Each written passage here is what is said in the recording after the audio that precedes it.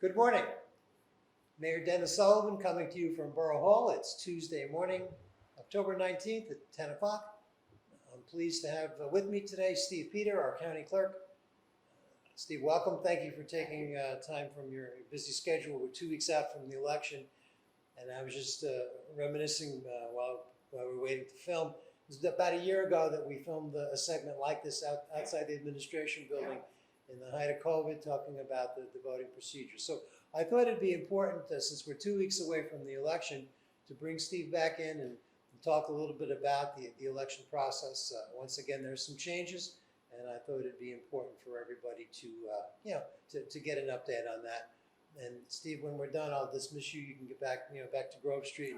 I'll give a quick update to the public on our planning board and council meetings from the last 2 weeks. So, all right, Election Day is November 2nd, and several options for voters. We want everybody to vote, and there are plenty of opportunities to do so. So let's start with the vote by mail. It used to be called absentee ballots. Right. It's now changed into vote by mail. So if I want to vote by mail, walk me through the steps. So that fortunately for our viewers is largely the same as it has been in the past. The only thing that's different this year is that you actually have to apply to receive a vote by mail ballot. Last year, because of the pandemic, everybody automatically got a vote by mail ballot sent to them. Whereas this year, you actually have to proactively request it. At this point in time, if you requested it as an all future elections request, you should have received your ballot. So if you think you should have gotten one but haven't yet, please give my office a call and we'll look into it.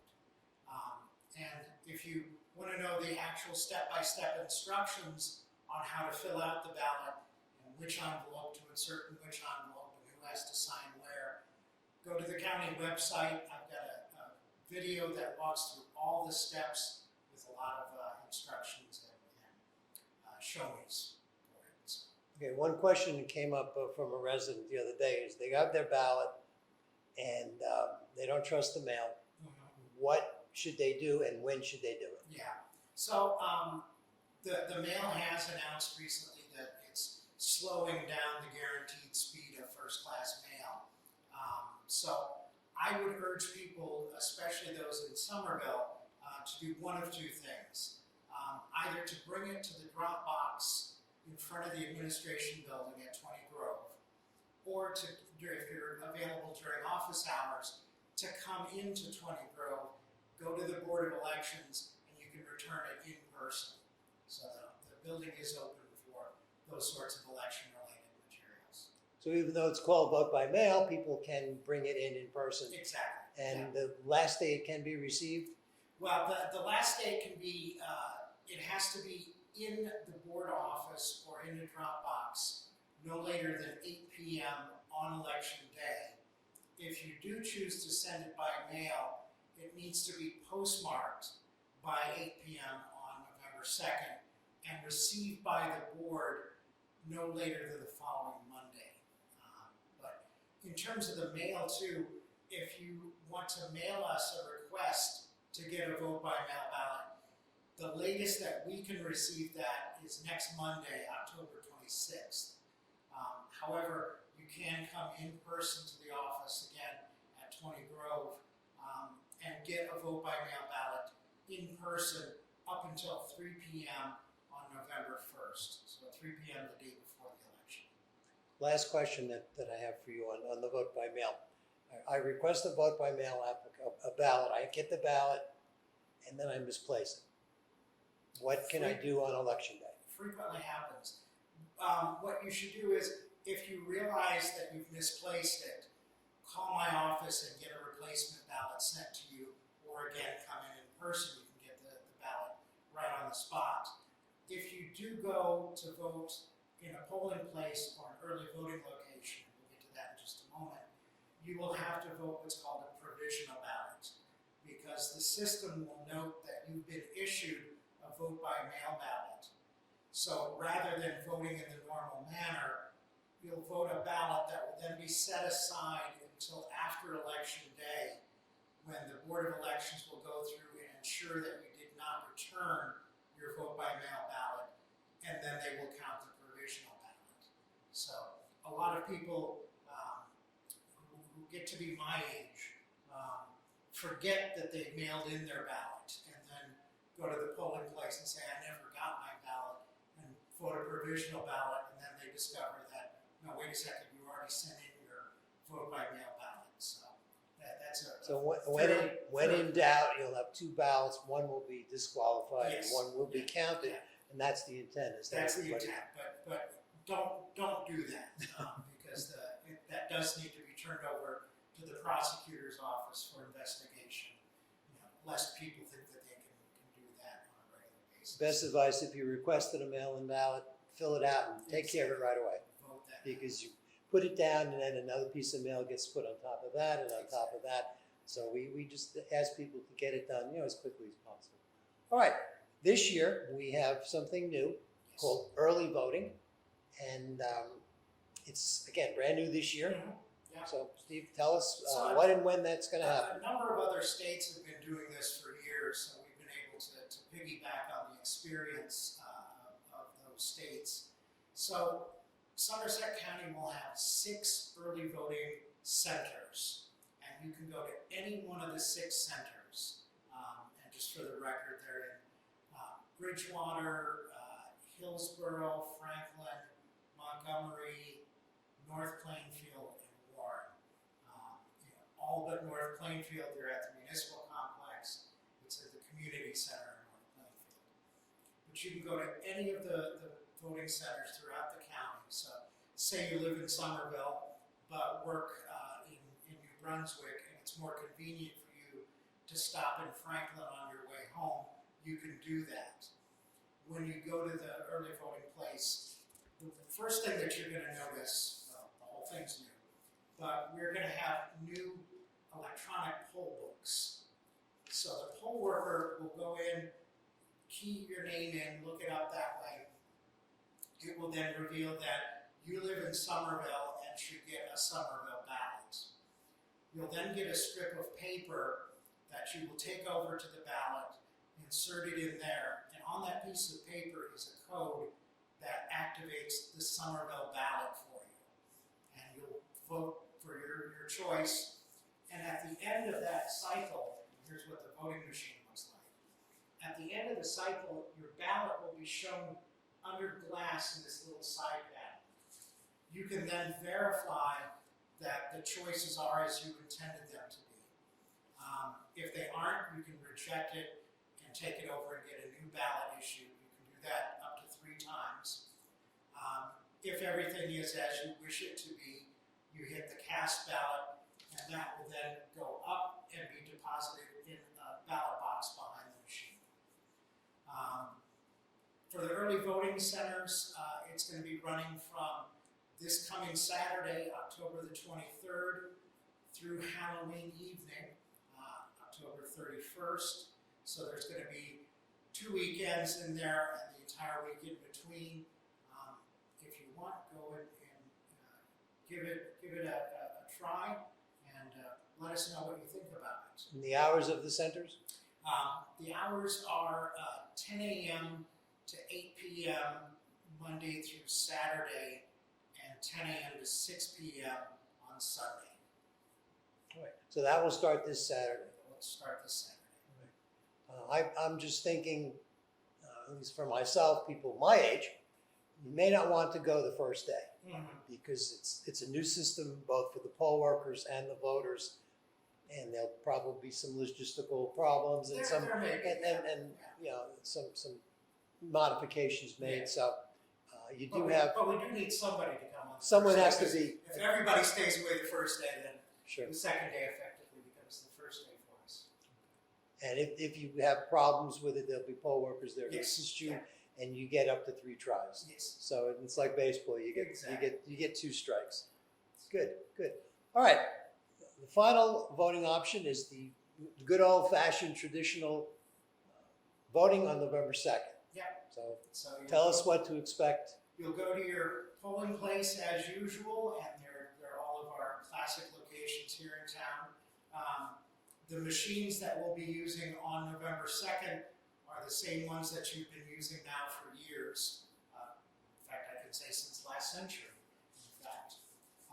only thing that's going to be different is the electronic poll books will be in use on election day as well.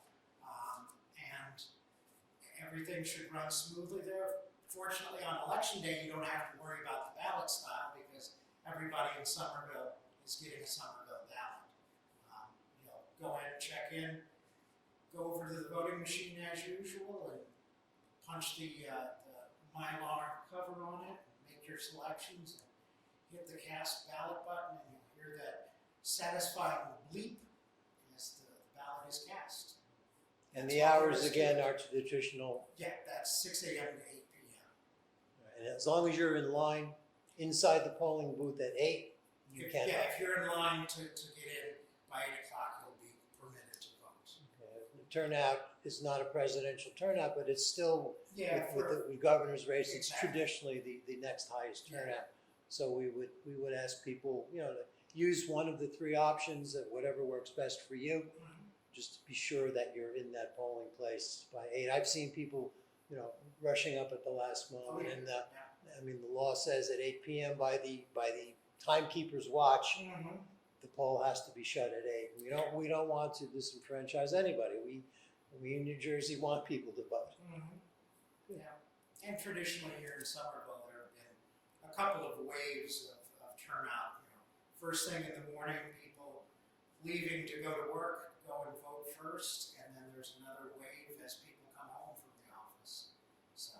And it depends on the polling place too. Exactly. The two places at Vanderveer are busy, are at the beginning of school when parents will come drop their kids off, and then conversely at the end of the day as well. So we just ask people to, choose the option that's best for you. If there are any questions, Steve, you want to give us a good phone number to call between now and election So day? yeah, the best number to get a hold of us is 908-231-7013. We'll direct your call to wherever it needs to go.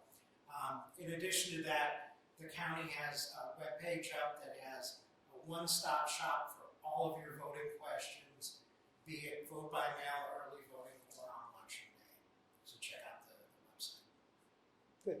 Thank you, Steve. I want to again thank you for joining us for this segment. I know you guys are very busy up there. There's only 2 weeks to go, and there's still a lot to do. Yeah. Well, for me, it's less than a week now. Yes, that's right. 4 days. So so I appreciate your time today. And looking at my watch, I believe this is about the time so many years ago that you were actually born. So from myself and staff here at Borough Hall, 53 years ago. happy birthday. Thank you. Thank you for joining us. My pleasure. Good luck on All right. Election Day. Thank you. Mayor Sullivan back with you. Again, I want to thank Steve Peter for his time and giving us a pre-election update. And I hope it was informative. And again, I advise you, if you have questions before the election day, before you vote early, give the county a call. And if you're voting at the new center, just be patient. It's a learning curve for everybody. Hopefully, they can work the kinks out and it can be very smooth. We just want people to vote. Quick update on two recent meetings. Our planning board met on the 13th of October, and the only item of significance were the two pedestrian bridges that will be part of the town center project that's coming to the next step on Main Street. The building that's already constructed that houses Starbucks and Wolfgang's will be connected to the new building to the east of it, to the west of it rather, with a pedestrian bridge. It's going to be a wayfaring sign bridge. It's going to have the words Somerville Town Center on both sides of it. It's going to be approximately 18 feet above the ground. It'll be connected. The two buildings will be connected with an enclosed lit pedestrian bridge. The height of it's critical because we have to have access for emergency vehicles and delivery trucks accessing the site. So the height will meet all the requirements of the emergency vehicles and other larger equipment coming through the site. There'll be a second smaller pedestrian bridge which will connect the parking deck with the building that will house the health center. Again, that will be much smaller. Probably will not even be visible from the Davenport Street, Main Street side. That will be as part of the project. It's important to keep as many pedestrians above grade as possible. When the site is fully built out with all of the buildings and the parking deck, plus the existing shopping center where ShopRite is now. It will be a very busy, active site, and with full tenancy and shoppers and visitors, there'll be a lot of people, maneuvering about. So the intent of these bridges is to, give safe access to the residents, and also decrease the amount of foot traffic that will be on the street itself. The bridge is also designed with sight lines so that the traffic signal at Davenport Street will not be obscured. It was critical for traffic heading north from Veterans Drive into the site and then leaving, heading north, that the traffic light at Davenport and Main be visible. And the bridge where it's located will allow that to happen. So that will not obviously be constructed until the second building is complete, but it will be not only a safety component to the site, but it's going to be an attractive gateway, a landmark. People looking for the site that are not familiar with it will have a good visible point at which to enter the site, and it's going to be a real asset. Architecturally, it's going to fit in very nicely, and it may spur that kind of concept in the future, depending on how the town develops. As far as the Borough Council meeting last night on October 18th, we introduced a bond ordinance to appropriate money for a new fire truck. As I had mentioned at our last meeting, one of the pumpers was severely damaged in the storm. That truck has already been replaced by a backup unit that we purchased from Scotch Plains, and I want to again thank the administration at Scotch Plains for working with the staff here to make that purchase happen. That will be our reserve truck, and the bond that we introduced last night will be voted upon either at our first meeting in November or the second meeting in November to put that money in place. The fire department has a truck committee that is already in the process of designing a truck. Every fire truck is unique for the needs of the town, where it's going to be used. So we have a truck committee, and we've been through this process before because our truck replacement cycle is fairly consistent. It's about a 22-year cycle from when an engine is first purchased to when it's eventually replaced because of use. So our truck committee will be working on designing the truck, placing the order. I don't, of course, at this time have a timetable for ultimate delivery, but the bond puts the funds in place so that the process can start. So we hope to have that on. If we don't have it ready for the 1st of November, it will be on the meeting for the 15th. And then after that, it takes about 21 days for the funds to actually be in place. So we're months and months away from placing the order, but the money will be appropriated so that the needs of the fire department in terms of its frontline equipment will be met. And I'll keep you posted on the schedule of that truck. And the final item that we took action on last night, and I want to report to you now, is we were just awarded a $3 million grant from the state of New Jersey through the Department of the New Jersey Economic Authority and the Department of Environmental Protection. The money will be used to clean up the landfill site on Route 206. As I've reported to you in the past, we're in the process of signing an agreement with Hathaway Solar to develop the site as a solar farm.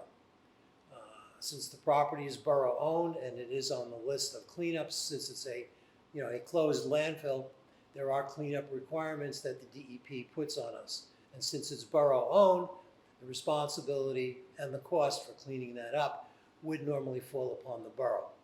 We have a very good relationship with Trenton. We made an application for remedial funds, and we were given for this year the maximum of $3 million.